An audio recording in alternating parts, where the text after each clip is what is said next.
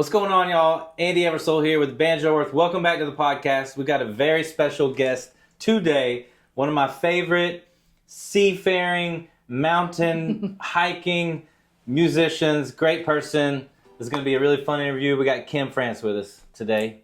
How you doing, Kim? I'm good. Thanks for having me, Andy. Oh, it's a pleasure. Super excited to have you. So, Kim, we've run around all over the place, like over the years. We've been together in Ocracoke and the mountains playing music. Mm-hmm. And so just like starting out, really kind of going in deep, what are some of the things you think that what are some of the best gifts that music has brought into your life? Oh, gosh.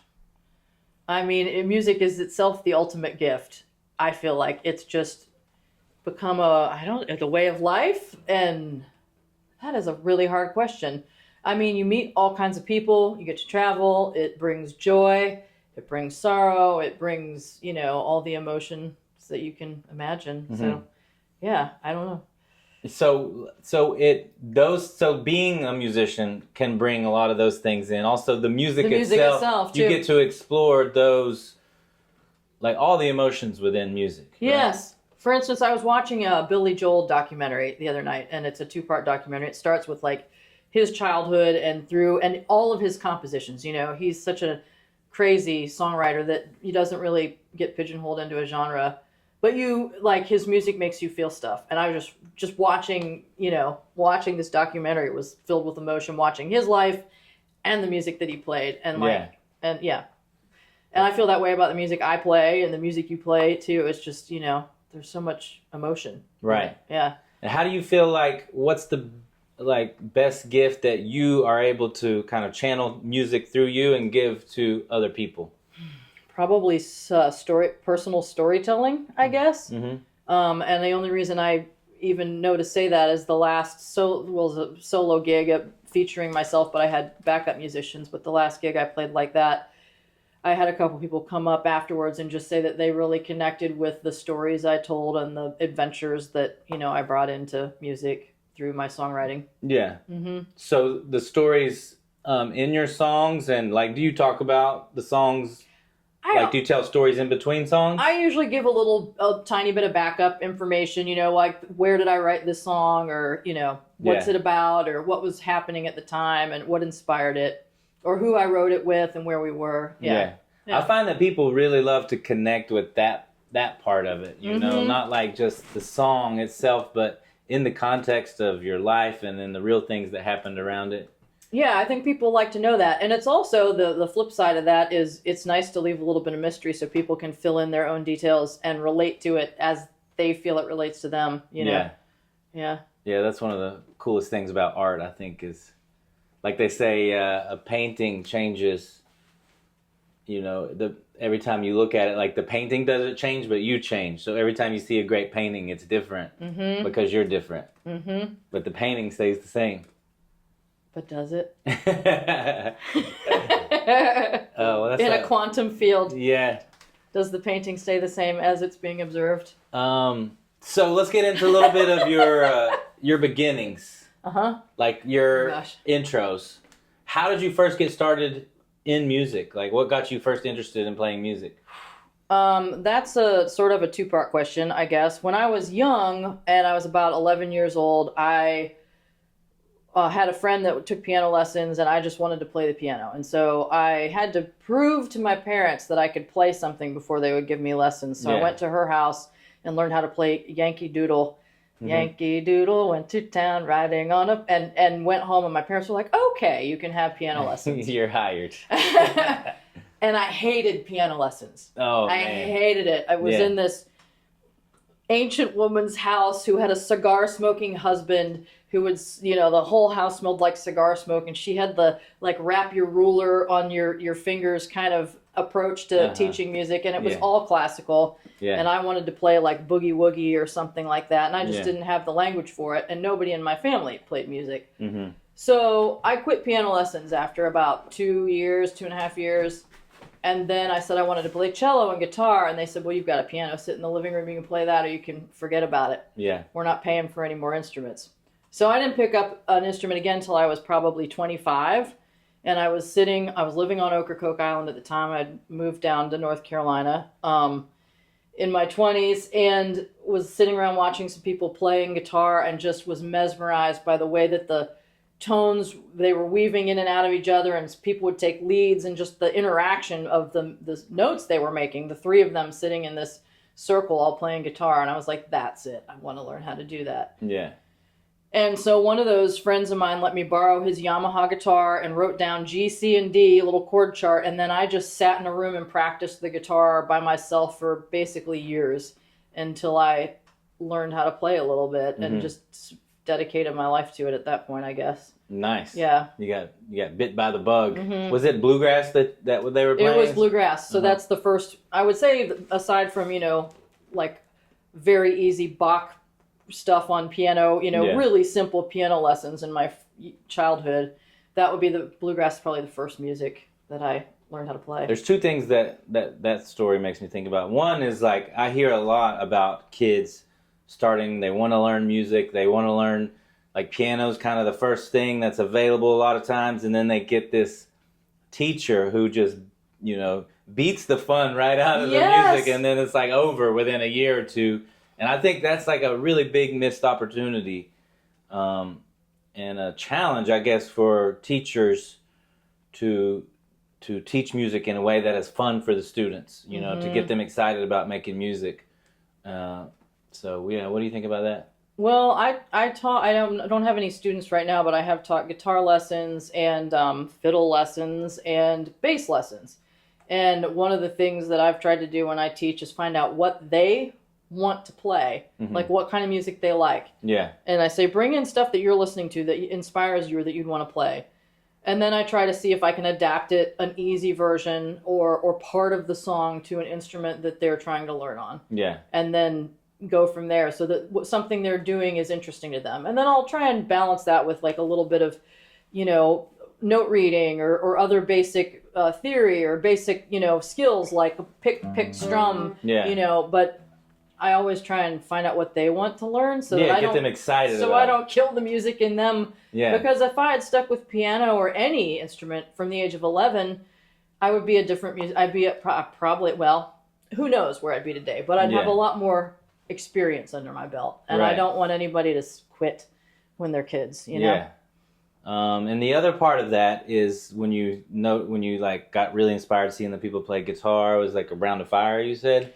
They were sitting in the front lawn of the coffee shop that had, just opened. My friends had opened this coffee shop, the Ocracoke Coffee Company, years ago. They've since sold it to new owners, and I think it may have passed to new owners recently, but they were friends with musicians, and there's a lot of music on Ocracoke, and it was just three guys sitting in the lawn out under the trees playing guitar, and a bunch of other people sitting around and hanging out. Yeah, one thing I've found is, like, a lot of people who love music, once they get around like a bluegrass group or guitar playing, like acoustic folk music, that interplay and that like freshness and aliveness is what really is like, oh, that's magical. I wanted to learn how to do that, And I've found that myself too, going to Merlefest and picking jams and stuff like that. Yeah, hearing live acoustic music, you're getting all of the natural sonic vibrations, and all of it's happening in the moment. And if the people are reasonably good, or if they're just really connecting with each other musically, and having fun, it's magic. Yeah.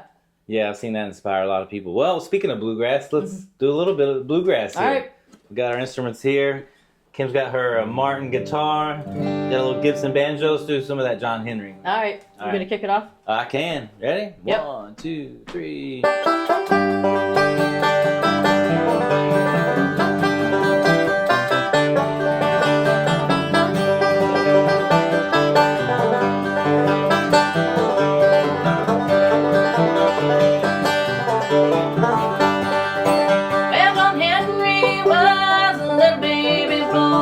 Sitting on his daddy's knee, he picked up a hammer and a little piece of steel. Said, "This hammer gonna be the death of me. Lord, Lord, hammer gonna be the death of me." That boy grew up to be a steel driving man, the strongest you ever seen. He could swing 12 pounds from his hips on down. You hear that old hammer ring, just to hear that old Well,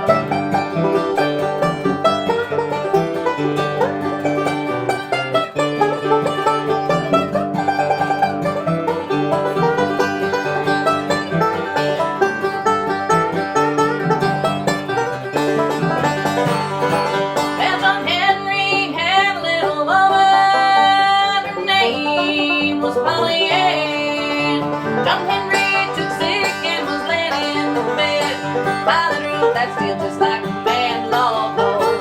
Father drove that steel just like a man.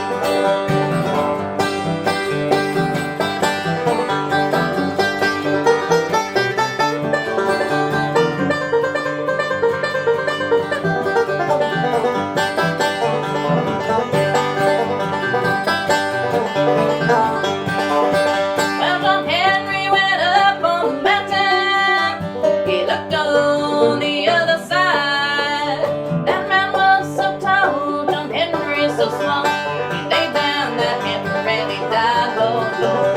Laid down that hammer and he died. They took John Henry to the mountain, buried him in the sand. Now every time a train goes roaring by, folks say there lies a steel dropping man, Lord, Lord. There lies a steel dropping man. Mama says there lies a steel dropping man, Lord, Lord. There lies my steel dropping man. Lord have mercy. Old John Henry, that's a classic right there. That's right. Do you know much about that story, or like, because I've heard, well, I think it was Elizabeth Cotton when I was younger. She came to Guilford College, and she talked about him being a real person, and that she went and researched it and found like some of his equipment and stuff, and I mean, it was very serious. And then, you know, most of the time I hear it's like kind of a mythical creature. Well, I don't know. I mean, it's a legend, and Yeah. most legends have some kind of A seed of truth. seed of truth to them. Yeah. So yeah, I don't know. A real guy named John Henry who, you know, was working on the railroad with a hammer, and then the steam drill came along and did twice the work. Yeah. Well, except he kept up until he died. Yeah, he was not going to let the steam drill beat him. Yeah. So one of the things that we have in common a lot is we both love to travel. Yeah. You know, I did Banjo Earth. I've been doing it for a long time and been to many countries, and you've also traveled around the world. So tell me a little bit about like what inspires you to travel, or like what you love most about traveling, and kind of what you know, what it brings to your life. Oh wow. I mean, there are so many things that I love about traveling. I guess just different culture, architecture, like history. So the United States is such like a young country, and we don't really honor history here. We like bulldoze old buildings and build new ones. Like you could have a beautiful school and they're like, let's tear that down and build something new in its place. And you go to most other countries, it's not that way. You know, the buildings that are there were built well and they're still there. So I love, like, especially in Europe, seeing architecture. And then just every culture has a different way of looking at the world. Yeah. And I think we can learn so much by just, I don't know, you can really get outside of your own way of thinking if you know, live in another culture for a while. Yeah, it's so cool to take other people's world, like, perspective of life and stuff, and just add it into what you have already grown in the U.S., you know, and learn those parts of life from other people. Yeah. Yeah, and it's fun to have the adventure of being in a new land and new people, new culture, new languages. Yeah.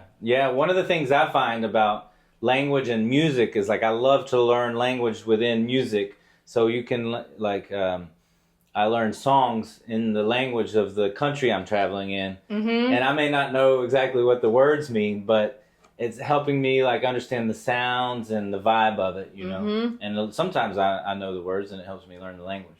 Yeah, you're living the dream. I think that's awesome. Yeah. And the traveling that I've done, when I traveled in Mexico, which was years ago, when I and my boyfriend at the time were hitchhiking through Mexico. Yeah. And I had just started playing music. I didn't play a stringed instrument yet. I had found a didgeridoo. Whoa. And so I took the didgeridoo with me through Mexico, and it was sticking out of the side of the backpack. And we were hitchhiking, so I'd have to duck that thing in and out of cars all the time.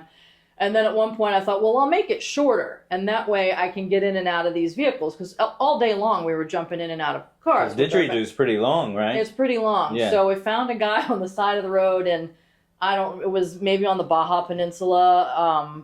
It was early in the trip. And he had a saw. He was working on a building. And so I took it up and he sawed it in half for me. Nice. It never was. I'm sure that changed the tone of it a little bit. It never worked again. It was like, it was tuned to a D, and that was it for the didgeridoo. Yeah. So at that point, we just stuck a fishing rod in it, and it held the fishing rod. But, so that was initially, like, I wanted to travel with my instrument. Now my primary instrument is the upright bass. Yeah. And the last 2 international trips, I haven't taken any instrument with me at all. Right. And I didn't travel with a musician, so we saw tons of music, but I didn't play any. I got to do some African dancing in Genoa. That's A about ukulele is a really great traveling instrument. Yeah. It's very small and it's fun, you Mhm. know, and you can play chords on it. What are some of your favorite countries you've been to? Well, I mean, the list is not that long, really. I've been to Mexico, Switzerland, France, Germany, Italy, and Albania, and Greece. Cool. A lot of Europe then. Yeah. Yeah. I really liked Albania and Greece. Did you also hitchhike through Europe, sort of like on trains and stuff, or No hitchhike. I mean, paying for tickets to paying get on for tickets? Yeah. Yeah, but I mean, traveling with a backpack and just getting on trains and buses and hiking. We did a lot. The last few trips I've taken have been some component of it has just been hiking for days, on like 10 days of hiking from town to town. Europe is cool because it's like really kind of small when you get there. Like you can go from country to country Yeah. in an afternoon, and that's quite different than here. I mean, you can go from like France to Spain and be almost completely different culture within hours. Yeah, and here, I mean, good luck getting across North Carolina in a day. Yeah. Yeah. You can go, like in New York, you can go from Chinatown to Little Italy within, an hour, but it's not quite the same. Yeah, that's unique to New York, I think, or maybe San Francisco or Chicago, any of the really big cities. But yeah, we don't have a Chinatown anywhere in North Carolina, do we? I don't know. There's a lot of there's a big Chinese population here though spread around. Mm-hmm. So, well, about like I know you love to write songs. Mm-hmm. So what where do you find your inspiration for writing songs, or do you have like a songwriting process, or how do you get in the zone for creating a new piece of music? That is such a good question. I traditionally have just sat down and had a melody or been noodling on guitar, and then I'll start writing some words, and then I'll flesh it out. And if it's not there in 10 minutes, I never finish it. Uh-huh. So the songs that I have finished, I have either collaborated with someone, and it's been the same process. We sit down and we're just like, wait, hold on, and then you write it down and it's done, which I did a lot with John Davis. Yeah. He and I wrote a lot together. Nice. And I have always expected it to be that easy. And I'm just now recently trying to get back into songwriting and approach it more from I'm going to just do a little bit of this every day. I'm going to sit down and work on something every day because I have inspiration like melodies, or I'll wake up with a song in my head a lot. Mm-hmm. That's pretty common, waking up with music, but then I never finish that stuff. Right. I think that's one of the big skills as a musician and as a songwriter or creator is to because you get those bursts of creativity that kind of just come to you, and it's almost like it's our responsibility to find a system that keeps those things somewhere where we can go back and craft them. Because I'm guilty of the same. I've lost numerous great songs that I'll never find again because they're not recorded and they're not in my head anymore, so they're just gone forever. If you don't get it, it's sort of it visits you and then it flies away. Yeah. I have a little app, it's just a voice memo recorder thing on my phone, which now I will wake up and I'll sing the melody into it. There are 400 and some of those little melodies in there. Yeah. And I'm just now going back and I'm like, all right, I'm going to work on the one that has been in my head for the longest. Right. I'm going to go back and try and make that a song. Yeah. And so as of this week, I'm trying to sit down and write more and devote time to it. So Aaron Burdett, who I used to play with, we talked about courting the muse a lot, and he is prolific. He's a great songwriter. He has so many songs that he's made multiple albums on his own. Now he's playing with the Steep Canyon Rangers and writing with them.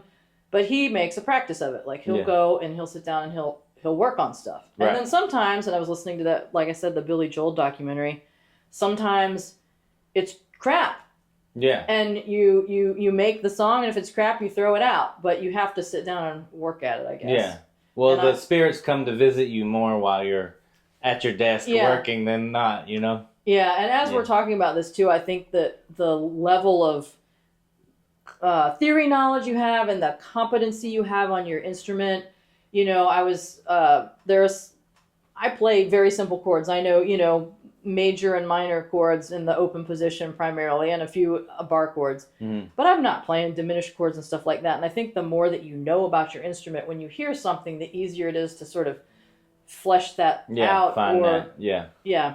I don't know. Well, yeah, your knowledge of music and your instrument, it's limit or expand your ability to write a song because you have more tools to work with. It's like language. Like if you only know so many words, you can only express so many ideas. Right. Yeah. Yeah. So that's very cool. Good point. Mm-hmm. Well, cool. Let's play another tune. What do you say? Yeah, let's go dip into the Stephen Foster songbook here. Gonna do one called "Hard Times." Yeah. Come again, no more. Mm-hmm. All right. Let us pause in life's pleasures and count its many tears while we all sup sorrow with the poor. There's a song that will linger forever in our ears. Oh, hard times come again no more. 'Tis the song, the sigh of the weary. Hard times come again no more. Many days you have lingered around my cabin door. Oh, hard times come again no more.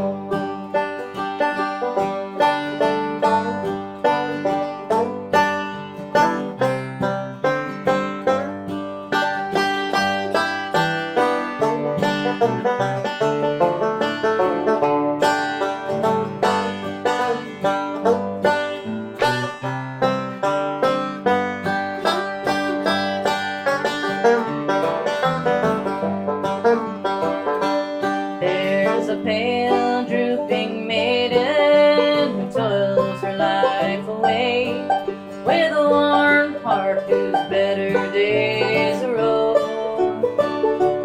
Though her voice would be merry, 'tis sighing all the day. Oh, hard times come again no more. 'Tis the song, the sigh of the weary. Hard times come again no more. Many days you have lingered around my cabin door. Oh, hard times come again no more.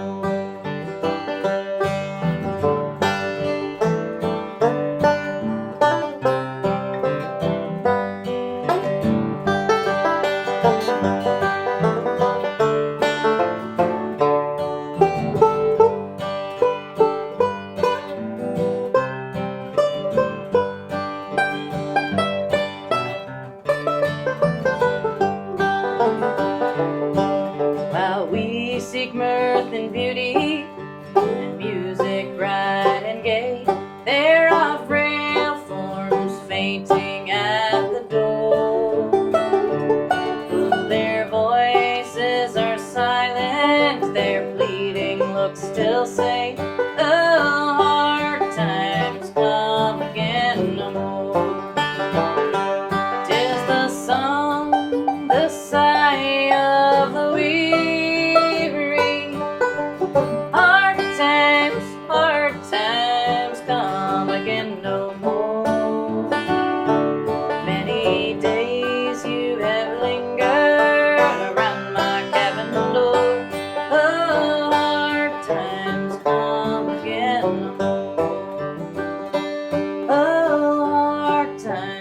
come again no more.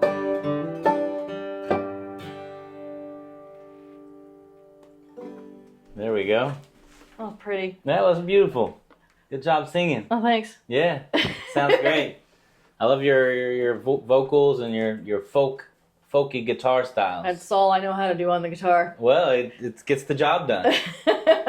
Like, that's one thing I think about music is, like, kind of, or it's a philosophy for life, I guess. Like, kind of start where you are, and you can do a lot and create a lot with what you have right now. Mm-hmm. We always think, like, we need this camera to do this, make this kind of video, or we need this instrument or do this, but, you know, like, changing your perspective towards gratitude of what you have, like, I think frees you up to be like, oh, well, I can do some crazy things with what I have already, you know? Mm-hmm. Start where you are. Right.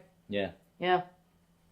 All right, well, let's talk little bit about, like, some of the things that I appreciate about you are, you've been playing music for a long time now professionally. You do a lot of gigs in a lot of different settings. Like, you have, you do jazz gigs, you do bluegrass gigs. You're an awesome bass player, which you don't have your bass with you now. But it's a good thing. This is a narrow stairway to try and get that bass in and out of this building. But a lot of your gigs are bass gigs. Most, yeah. I mean, primarily. Well, yeah. And you do classical too, right? Mm-hmm. So let's talk a little bit about, like, you know, playing music professionally. What are some of the things the skills you think that you've learned doing that, and that what are, like, some of the musicians out there can really, like, add to their skill set to be better, you know, musicians and be more, like, get more professional gigs? Oh gosh.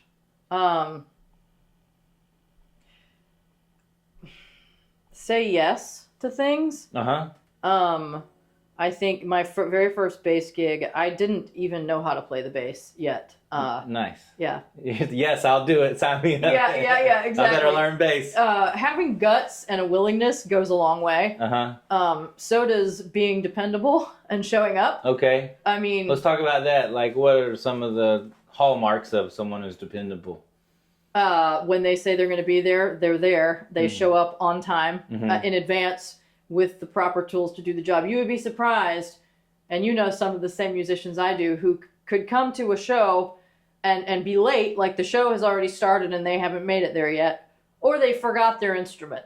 They're there and they don't have a capo, or they don't have, you know, a tuner, or a pick, or a strap, or a microphone, or whatever, you know, like, so being prepared. Basic preparedness. Basic, like having all the tools you need to do the job. There should be a no-brainer. Like, the fact that we have to talk about this is odd, but to me, yeah, that's, I think a musician who has and then the other component of that, besides saying yes and coming prepared, is practicing. Yeah. And that's part of coming prepared, is practicing the material. So I think, it's lame, but it's true. Well, I think that's an interesting point, because, like, music, a lot of people think of musicians as just, like, super creative, artistic, like, head in the clouds type of thing, and that's, like, part of what you need to make music, right? Like, to improvise, to write songs, to be, I guess that's like left and right brain almost. Like, left brain is more creative thing, right? They say that, but I mean, I think modern, I don't know, I'm not a neuroscientist, but I think that the theory now is that the neural connections are all crossing the hemispheres, and it's more about connections that you're making than one hemisphere or the other. But I don't know. Like I said, I'm not a neuroscientist. So. But the thing, like I'm trying to say, I guess, is, like, as a musician, you need to balance those two things. Yeah. Like, the one part is, like, the mundane, having good strings on, having your picks, knowing the songs, being on time, like, things that don't require any creativity necessarily, but just, like, doing the thing and getting ahead, and, you know, and then the other part is, like, being a very creative artist, you know. It's sort of like, as a musician, a professional musician who's working with other people, you need to balance those things and have them both.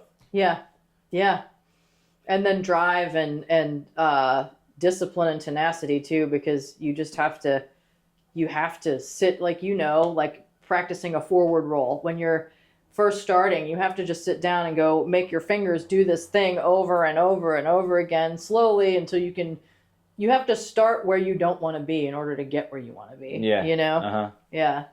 And I still feel that way whenever I play classical bass or jazz even. Like any harder stuff on the bass, but particularly classical music, I have to put a lot of time and repetition into it and start, a passage that's difficult, I'll have to start at, 50% speed and just take it, phrase by phrase until I can get it up to speed to play it. Yeah. Yeah, it takes a lot of work behind the scenes. As Bob Dylan says, what's one of his lyrics? Know your song before you sing it. So maybe if a young musician's watching this or listening to this and they want to get started like playing music and playing shows and making a living out of it, what advice would you give to them to get started since you've been playing for a while and you've got some experience? Practice, find what music you like and like an artist that you admire, and then sit down and maybe try and learn some of their songs to see how they put a song together and learn it, and then when you get to the point where you're interacting with other musicians, like listen and pay attention and be respectful and learn from people who are professional, like how is this done? And learn from the people that you are around, I guess. I mean, and the flip side of that is if you can get a garage band together, go make noise and do what you want until it lands somewhere that you want it to, Right. Things evolve just by doing them. Getting started and a big thing. And interacting or collaborating with other people. Like play with whoever will play with you. Yeah. Or start a podcast. You could do that. And jam with people. Yeah. Yeah. That's one of the cool things I love about the podcast is, like we've hung out many times, but like in this setting, we get to, I get to ask you some questions and talk about some things that we may have never talked about, like some other kind of deeper things, just that we don't get into just like kind of hanging out. Right. And I find that fascinating. I love it. Yeah, that's a good point. Yeah. Yeah. Ask the deep questions. Yeah. Because, like, if you're just having coffee and I'm like, so what's the meaning of life? You're like, oh, come on, Andy. Like, I just woke up, chill out. But in the podcast, you're like, okay, well, I guess I need to answer this question. If you're going to be filming it and showing it to other people, I guess I'll think of a good answer. Yeah. All right, that's cool advice. So let's do one of your songs. Okay. Because I know you love to write songs. Actually, I've heard some of your songs quite often. Oh, yeah? One of the things, like, that you brought up earlier is that's really cool about writing songs is finding a good creative partner. Oh, yeah. Like you and John wrote a lot of songs. We wrote really well together. Yeah. And it's like Lennon, McCartney, like there's a lot of amazing songwriting duets. And it's like you can throw ideas off each other and there's something magical about that. Yeah, there is. And I found it way easier. He and I have very different skill sets that complement each other, I guess. And we're inspired by each other and stuff. And he's great at a hook. Like he'll just have an idea and they just pour out of him. His mouth goes, his fingers go, and things just come out. Yeah. And then you're like, wait, that's amazing. That was good. And then and then I would be able to build on that. Craft it out. Yeah. Yeah.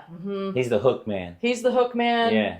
And he kind of sets the initial feeling for the song, and then I usually would take that and like turn it into a story and make it make sense and make some lyrics, for the verses. And so we had a complementary skill set. Yeah, songwriting teams are powerful. Yeah. I miss that. And I think I would, if I were to meet someone, but it takes the right chemistry too. And if you meet someone that you just love to create with and you're relaxed around and you have similar, I don't know, timbres of your voice, or you like the same stuff, because not everybody, you can just sit down and say, hey, let's be a songwriting team. And I don't know that it always works out like that, Yeah, right. Well, that's cool. So what song are we gonna play of yours? This is one that I wrote. Okay, so you asked about, do I like to tell a little story? When I play on stage, I usually give a little background. So this song was written in a shed. I was living in my friend's shed in his backyard in Maine. I had been through a breakup and I needed a place to live, so he had a garden shed and I ran an electrical cord out there and then insulated it and put up, wall paneling and installed some lights and made it into this little Wow. place to live. You were living fancy out there in the shed. I'm not sure things have got there a little better than they used to be, but this song, and I had also, I found a job that said, do you want to help save the environment? I was like, oh yes I do, and I got involved, and it was political canvassing, where they had me going door to door and being like, duck, duck, duck, Yeah. do you like what this political leader is? And instantly people would either shut the door in your face or listen to you, and more often than not they shut the door in your face. Yeah. Because if they didn't like the candidate, you know, or the party that we were, and you were out of there. Yeah, and I just was like, I just want to save the earth, you know, and so that was miserable. So that's that I was doing that at the time when I wrote this song. Yeah. Also, All right. one of the worst jobs that I ever had. Sounds like it. So it's called the Shed Song. Okay.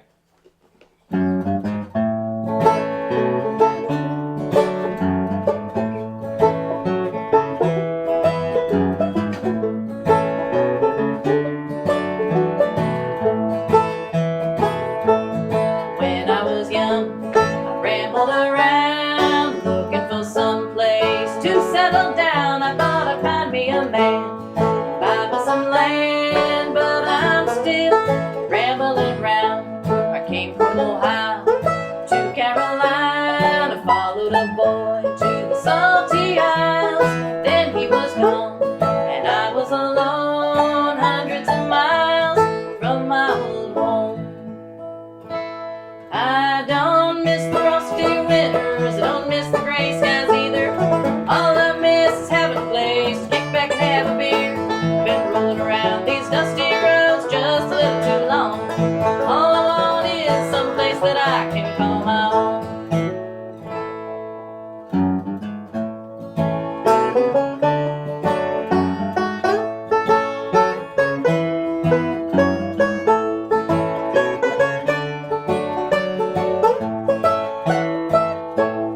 Then it was Maine, where it always rained. I got a broken heart.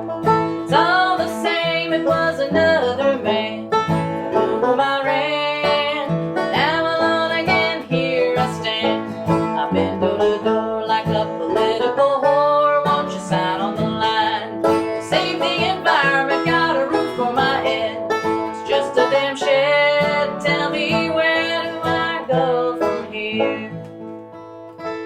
I don't miss the frosty winters, I don't miss the gray skies either. All I miss is having a place to get back and have a beer. Been rolling around these dusty roads just a little too long. All I want is some place that I can call home.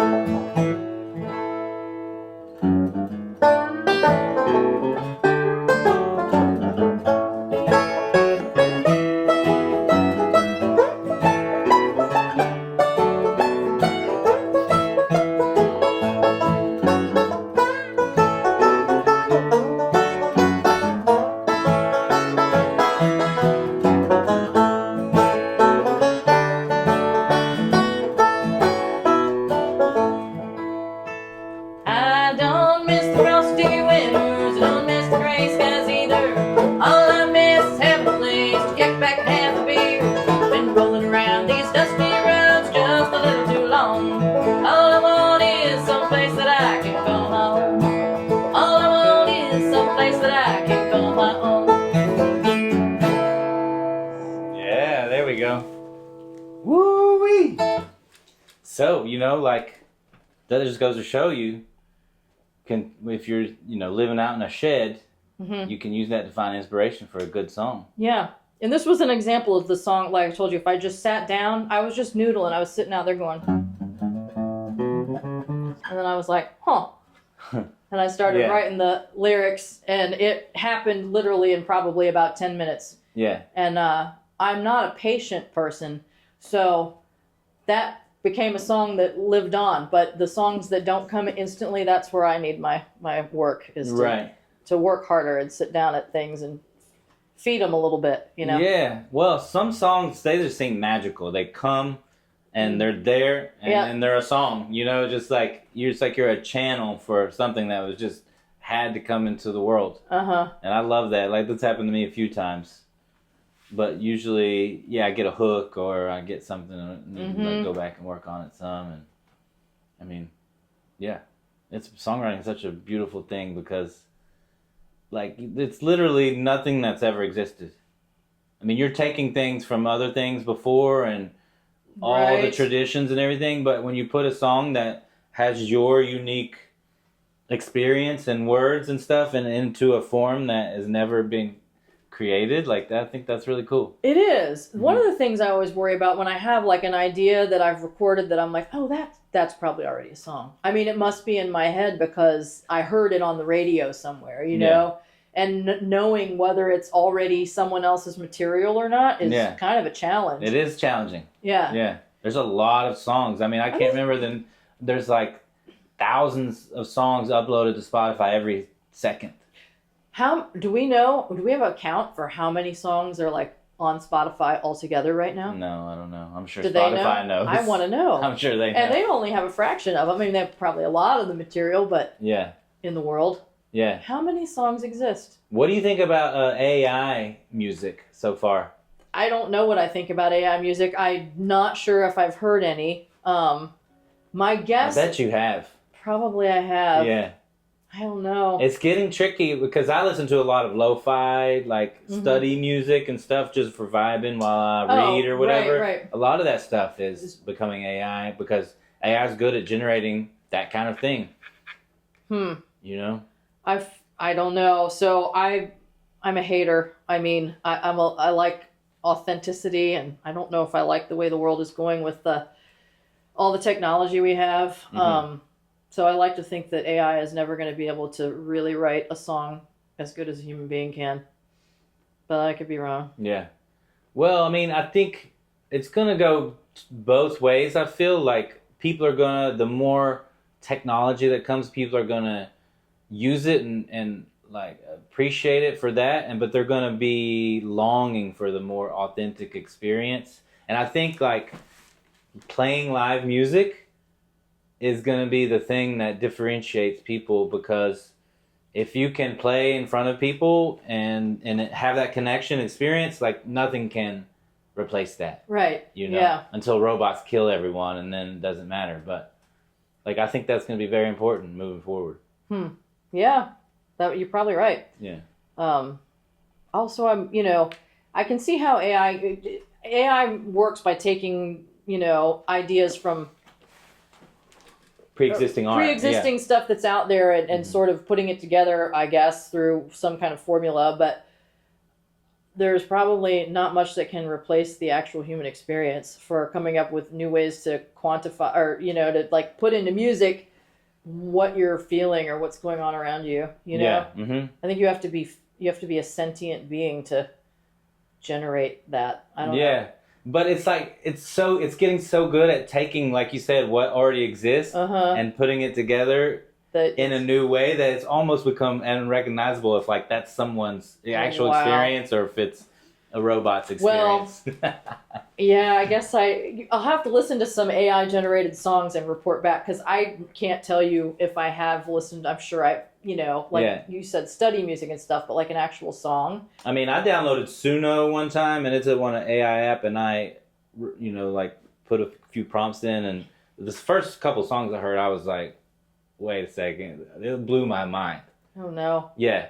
And that was like, kind of like, I put it down, I didn't do it anymore. Like I don't know, it's just like, it blew my mind, really. Because it's like, as many years as I've taken to learn music and, figure out how to write songs, like a machine to do that in literally 20 seconds from a prompt, that's pretty decent. So maybe why am I bothering to start putting my effort into songwriting? Maybe I should just get this app and sit down and be like, oh, okay, that's what I wanted to say. Well, the thing about the app is it owns the copyright to all the songs that it creates. What's it doing with all that? What's it doing with those copyrights? I don't know. Well, if anybody ever uses them, they can claim copyright of it. The app like if you type in a prompt and it creates a song, and then you post that song, then the AI owns some of the copyright of it. So that's why I don't put any of my original songs in there. I'll like mess around sometimes and add, whatever. Like I made a rap song for my mom and her sisters about being from Kentucky, and it was pretty hilarious. But enough of that AI stuff. So I just want to know from you, like this is our last question. Let's say you had to leave the Earth, like you had to leave in a spaceship and you could never come back, and you have to, leave your biggest, best, most beautiful piece of advice for humanity. Oh my gosh. Like, what have you learned? What do people need to know? Like, what's your thoughts on living, before you take off in the spaceship with the aliens and you can't come back anymore? I mean, it's pretty basic advice. Your actions have consequences, whether it's treating people unkindly and the way that you make them feel, and how you treat the earth that we're trying to breathe the air and drink the water, and just be a good steward of the planet that nourishes you and the other people that live on it. Yeah. Be nice and take care of the earth. Pretty basic. Pretty straightforward. Pretty straightforward, yeah. But yet profound. Yeah, and don't do things to other people that you wouldn't want have done to you. And also take into account that maybe some of the things that you want done to you, other people don't want done to them. So consent. Consent's another thing, yeah. Consent. Sign here. Yeah, I mean, the most basic of principles. Yeah. Well, that's a beautiful way to live. So I think it's easy to forget that we are almost, it feels like a guest on the earth, because it's like we was already here. Everything's already like perfect in a way of like the way nature works, and we get to show up here and live this experience, and feel love and all the other emotions that come as being a human. And it's incredible. So almost everything we need is here, so like, let's not destroy it. Yeah. Awesome. Well, where can people find you? Where should people like follow Kim and hear more of your music and keep up with your journeys? I do have a website. I never update it because I don't like technology and I don't put the time into it. But KimFranceMusic.com. And then I have a Facebook page that's also Kim France Music, and I'm not on Instagram yet. So yeah, those two places. Awesome. Yeah. Well, thanks a lot for coming to jam with us today. It's been a wonderful adventure. Thanks for having me. And we'll see you guys in the next episode. Ciao. Bye. Hey, thanks so much for tuning in to the Banjo Earth podcast. I hope you enjoyed it and got a lot out of it. If you did, please subscribe to the channel, like this video, and leave us a comment letting us know your biggest takeaway from this episode. And if you would like to join the Banjo Earth tribe and help us create more peace through music, community through creation, then you can join us in our Patreon community. There, you will get access to all of our music, films, and podcasts, behind-the-scenes content that nobody else sees, exclusive monthly streaming concerts, and all sorts of amazing recipes, travel guides, and stories from our journeys. You'll find that link for our Patreon community in the description below. And if you are one of those weird people who are obsessed with the banjo like me, then you're going to want to check out the Banjo Earth School. There you will find everything you need to supercharge your banjo skills. So thanks so much for tuning in, and as always, explore and enjoy.